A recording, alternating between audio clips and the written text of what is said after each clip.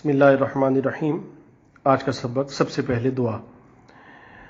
जज़ाल्लाहु सय्यिदना व नबिय्यना मुहम्मदन सल्लल्लाहु अलैहि व आलिहि वसल्लम अन्ना खैरम बिमा हुवा अहलुहु।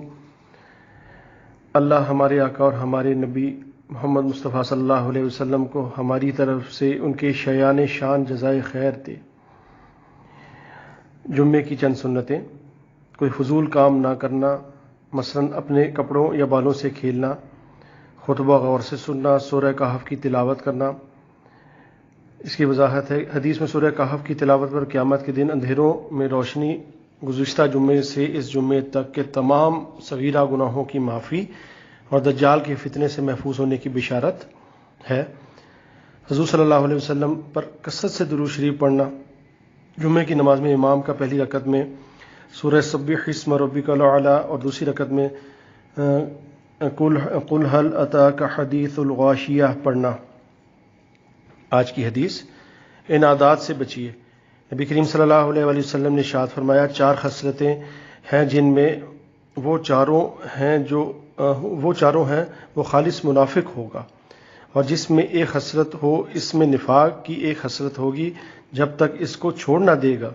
वो खसलतें ये हैं, जब इसको इमानत दी जाए, ख्वाह माल हो या कोई बात हो, वो ख़यानत करे, और जब बात कहे झूठ बोले, और जब अहद करे इसको तोड़ डाले, और जब किसी से झगड़े तो गालियाँ देने लगे।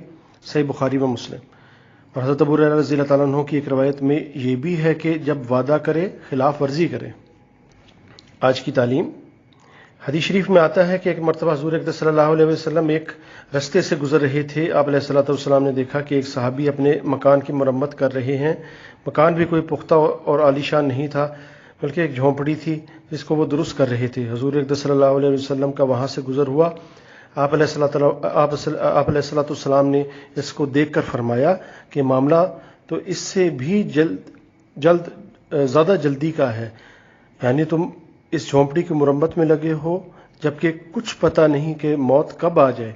इस ज़िंदगी का तो कोई भरोसा नहीं, यानी इस झोंपड़ी की तैयारी के मुकाबले में मौत का मामला और जल्दी का है। आपने इन सहाबी को मुरम्मत करने से मना नहीं फरमाया, और ये नहीं फरमाया कि तुम इसकी मुरम्मत कर रहे हो। हराम और नजाइज़ भी नहीं कहा, लेकिन तवज्जो इस तरफ दिला दी कि कहीं ऐसा ना हो कि घर की मुरम्मत में लग कर ये भूल जाओ कि एक दिन जहां से जाना है और आखिरत से गाफिल हो जाओ। आज का अदब। जब बड़े बात कर रहे हो तो इनसे ना कोई बात पूछनी चाहिए और ना ही दरमियान में बोलना चाहिए।